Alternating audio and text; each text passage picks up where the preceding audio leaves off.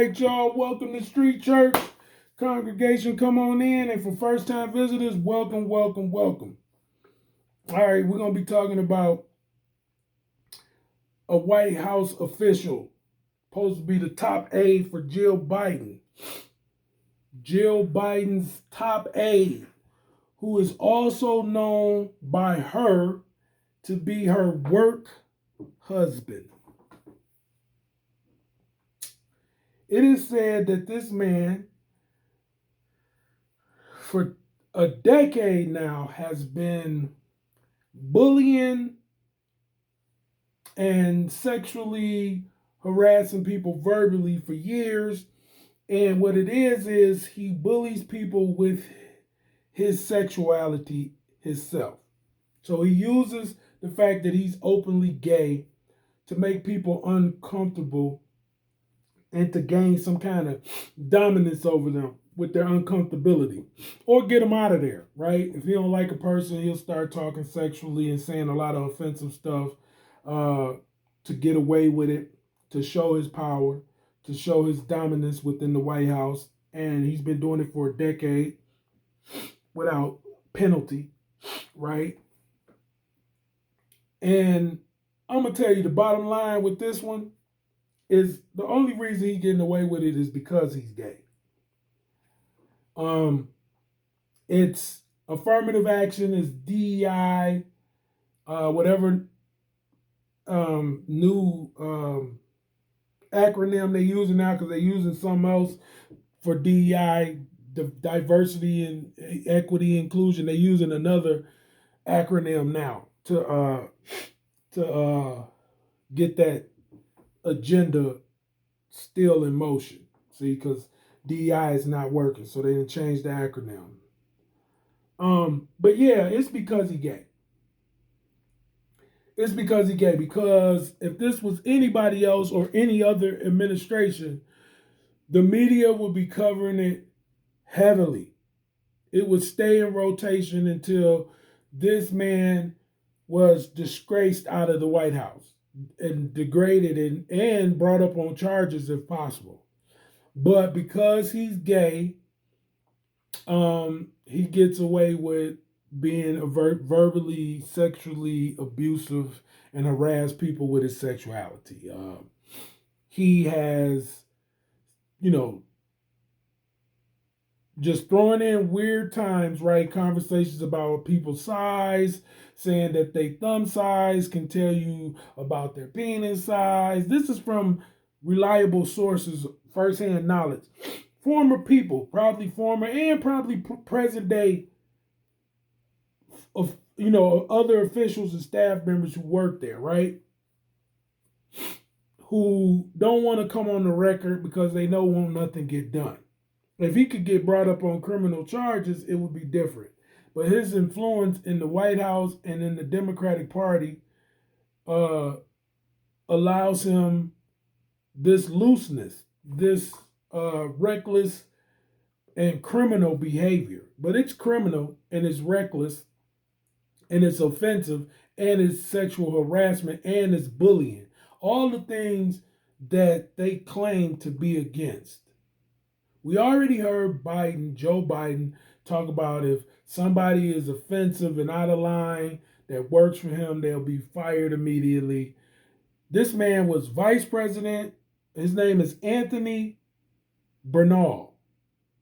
Anthony BERNAL or Anthony BERNAL. The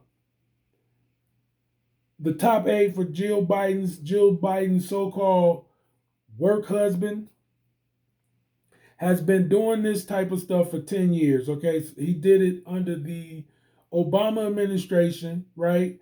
And I don't know if he worked for the Trump administration. So that means what they did is when they got back in the White House, they was all too glad, because I'm quite sure he didn't work for Trump. No, ain't no way. So what they did is they had him on speed dial to get him in there once they got back in office when the Bidens were in there for the presidency, right? So 8 years. So really, he's been doing it for 12 years.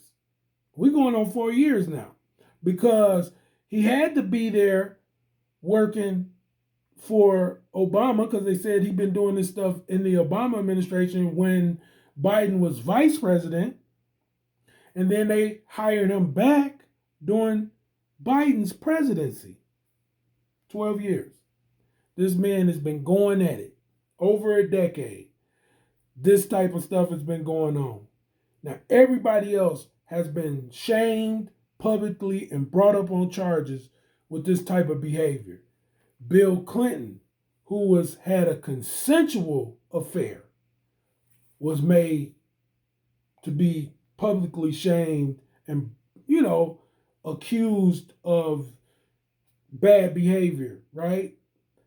But here it is, we got this gay guy who is doing this type of stuff. And the White House has refused to take this serious. Done blew it off, done dismissed it, and it is what it is. He's just going to get away with this until he's not in the White House anymore. With Jill, his work wife. Oh my gosh.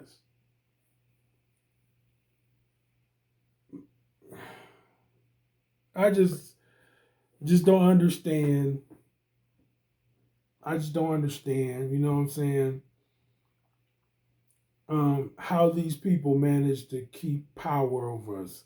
How they keep us believing and hoping that they're going to start doing the right things, doing what is just, doing what is right, doing what is good in the sight of God.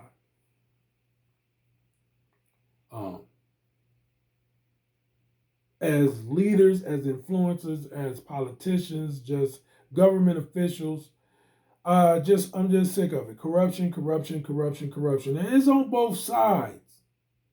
It's in the Republican Party, it's in the Democratic Party. And this is just another example of it. And I know if I'm sick of it, I just know that we as Americans, right, just we as people across the board, just all around the world, are sick of it.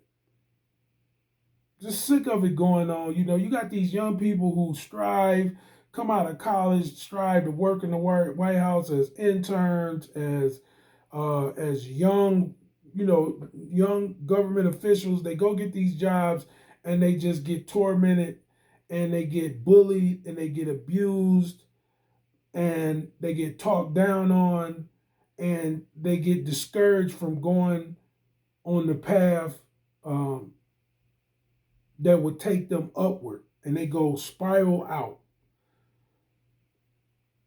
And it's all because of some old geezer, some old cougar, some old government official who just uses these tactics, verbal sexual abuse, taunting people, bullying people and stuff to stay in power.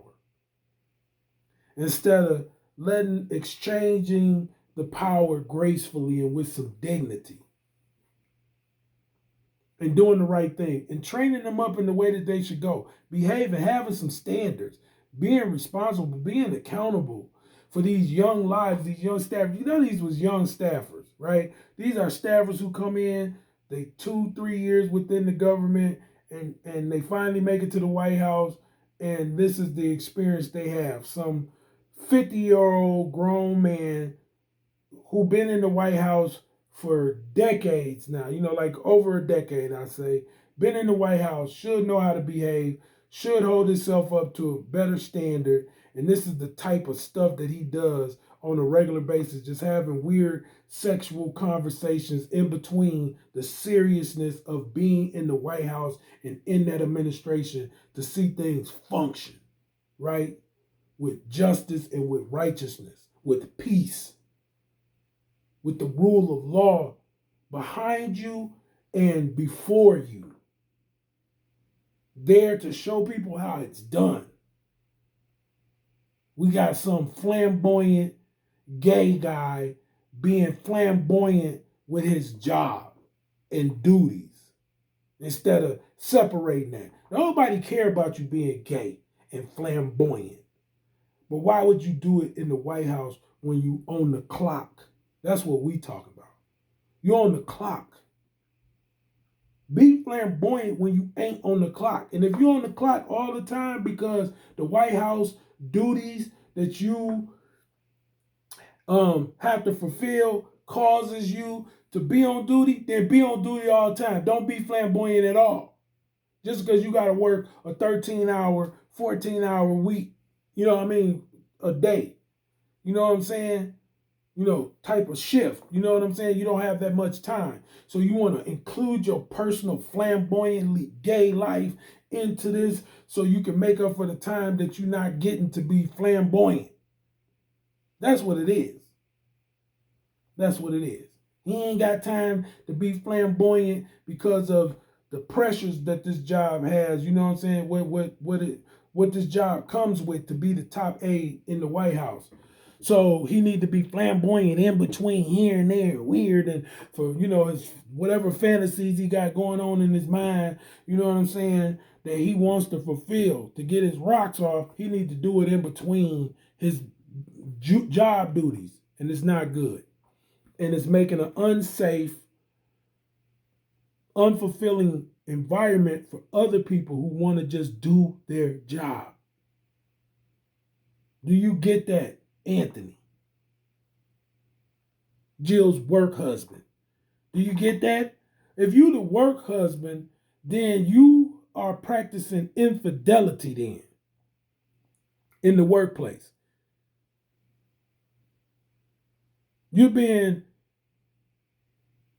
an infidel of your job duties as Jill's work husband.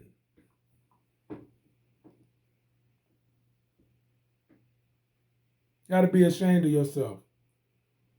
On that note, it's nothing else to say. Just corruption with people in positions of power. And this administration, just another strike against this administration and why we need to get a new administration in the White House. On that, listen, this is Street Church. I'm finna let the congregation out. God bless.